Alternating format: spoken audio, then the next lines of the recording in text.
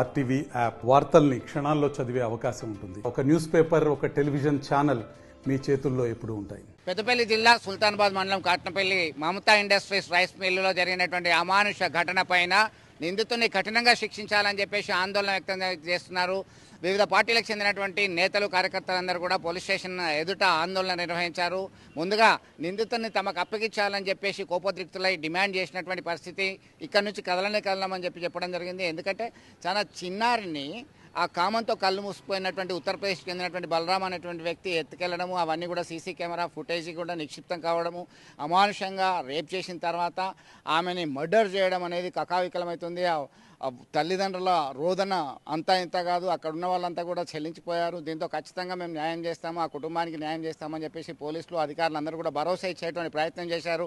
అయినప్పటికీ కూడా ఆగ్రహావేశాలు కట్టలు తెంచుకుంటున్నా ఆయన ఎన్కౌంటర్ చేయాలని చెప్పేసి డిమాండ్ చేస్తూ ముందుకెళ్తున్నటువంటి పరిస్థితి. మొత్తం మీద ఒక చలనంతోనే ఆగ్రహావేశాలు కట్టలు తెంచుకొని స్థానికులందరూ కూడా ఆందోళనకు దిగినటువంటి పరిస్థితి. ఇట్లాంటి వాళ్ళను ఉపేక్షించకూడదు. కేవలం చట్టాలు చెప్తున్నాయి.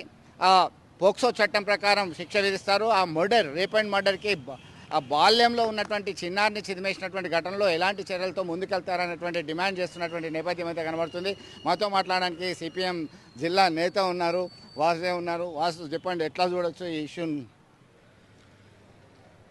నిన్నటి రోజున రాత్రి జరిగినటువంటి ఏదైతే అత్యంత పాశవికంగా జరిగినటువంటి, అత్యంత అమానుషంగా జరిగినటువంటి సంఘటన, ఇది సభ్య సమాజం కూడా మొత్తం తలదించుకునేటువంటి పరిస్థితి.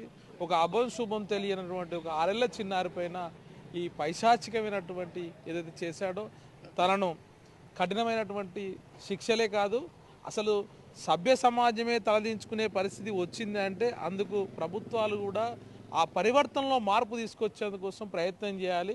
అనేక చట్టాలు వచ్చినాయి, ఉరిశిక్షలు పడ్డాయి, అనేక మంది జైలు పాలయ్యారు. అయినప్పటికీ చిన్నపిల్లల మీద ఎక్కడో ఒక చోట ఇలాంటి అఘాయిత్యాలు జరుగుతూనే ఉన్నాయి.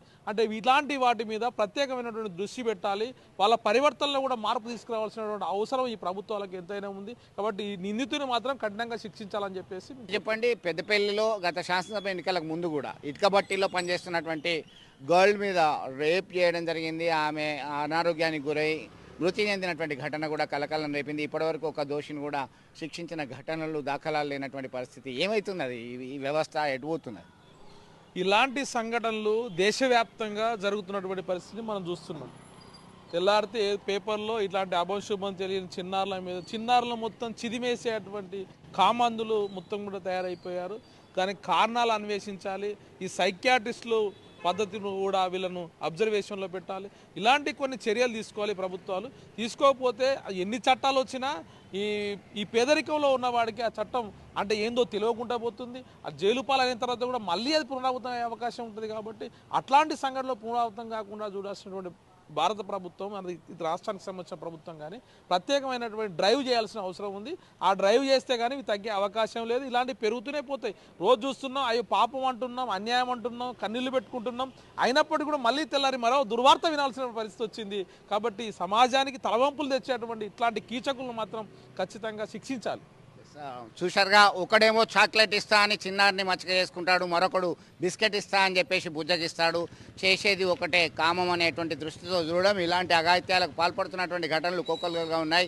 చట్టాలు ఎన్ని వచ్చినా, శిక్షలు ఎన్ని పడ్డా కానీ ఇలాంటి నేర ప్రవృత్తి ఉన్నటువంటి వాళ్ళు పెట్టరేగిపోతున్నారు, దారుణానికి ఒడిగడుతున్నారు, సభ్య సమాజం తలదించుకునేలా ప్రవర్తిస్తున్నారు.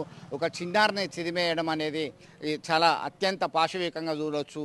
కఠినంగా నిందితుల్ని శిక్షించాలి. ఇలాంటి ఘటనలు పునరావృతం కాకుండా చూడాల్సినటువంటి బాధ్యత ప్రతి ఒక్కరి మీద ఉంది అని చెప్పేసి చెప్తున్నటువంటి పరిస్థితి గమనిస్తున్నాం. వీడియో జర్నలిస్ట్ సుమంత్తో కలిసి చంద్రశేఖర్, ఆర్టీవీ, కరీంనగర్ నుండి.